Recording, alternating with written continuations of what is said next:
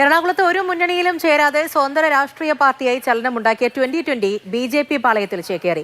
നിലനിൽപ്പിന് വേണ്ടിയാണ് NDAയിൽ ചേർന്നത് എന്നാണ് ചെയർമാൻ സാബു ജേക്കബ് പറഞ്ഞത്. 2020യുടെ രാഷ്ട്രീയ ശക്തിയല്ല, കാഴ്ചപ്പാടാണ് പ്രധാനമെന്നാണ് രാജീവ് ചന്ദ്രശേഖർ മാതൃഭൂമി ന്യൂസിനോട് പറഞ്ഞത്. ഇത് ഞങ്ങൾക്ക് ഒരു വലിയ സന്തോഷകരമായ ദിവസമാണ്. ഇന്ന് NDAന്റെ ഭാഗമായി 2020 ജോയിൻ ചെയ്യുന്നു. നിയമസഭാ തെരഞ്ഞെടുപ്പ് കാലത്തെ പുതിയ ഗോൾ BJPയുടെ വകയാണ്. ഒരു പതിറ്റാണ്ട് മുൻപ് എറണാകുളത്തെ കിഴക്കമ്പലം മേഖലയിൽ വ്യവസായി സാബു ജേക്കബ് തുടങ്ങിയ 2020 എന്ന രാഷ്ട്രീയ പാർട്ടി BJP ചേരിയിലെത്തി.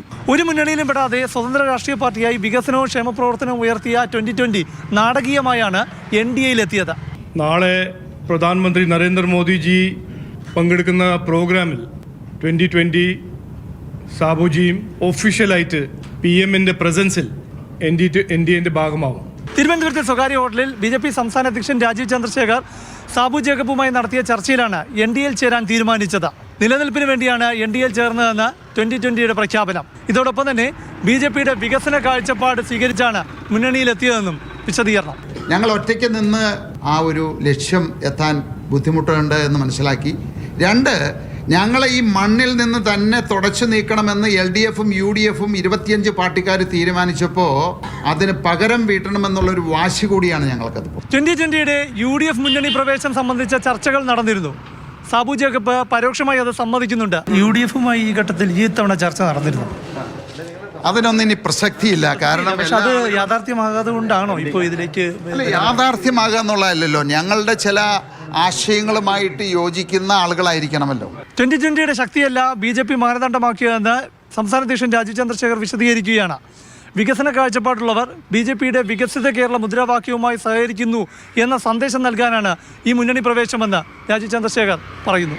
അല്ല, ഇത് അങ്ങനെ പൊളിറ്റിക്കൽ അരിത്മെറ്റിക്കും കണക്ക് അങ്ങനെ നോക്കരുത്. ഒരു സീറ്റിന്റെ കണക്കല്ല, ഞങ്ങൾ ഇതൊരു മൂവ്മെന്റ് ആയിട്ട് കാണുന്നു. 2020യുടെ കഴിഞ്ഞ കാലത്തെ തെരഞ്ഞെടുപ്പ് ഗ്രാഫ് നമുക്കൊന്ന് നോക്കാം. 2021 നിയമസഭാ തെരഞ്ഞെടുപ്പിൽ 15.5% വോട്ടാണ് അവർക്ക് കിട്ടിയത്.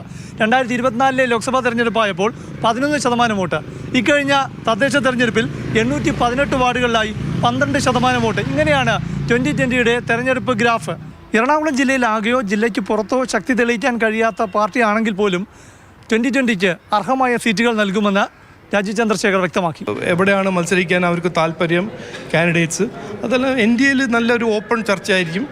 വിന്നബിൾ കാൻഡിഡേറ്റ്സ് ആയിട്ട് ഞങ്ങൾ പ്രവർത്തിക്കും, അവരെ ജയിപ്പിക്കും, അവർ ഞങ്ങളെ ജയിപ്പിക്കും. താൻ ഉയർത്തുന്ന വികസിത കേരള മുദ്രാവാക്യത്തിന് സ്വീകാര്യത ഏറുന്നു എന്ന് വിശദീകരിക്കാനാണ് രാജീവ് ചന്ദ്രശേഖർ ഈ നീക്കത്തിലൂടെ നടത്തുന്നത്. പ്രശാന്ത് കൃഷ്ണ, മാതൃഭൂമി ന്യൂസ്, തിരുവനന്തപുരം.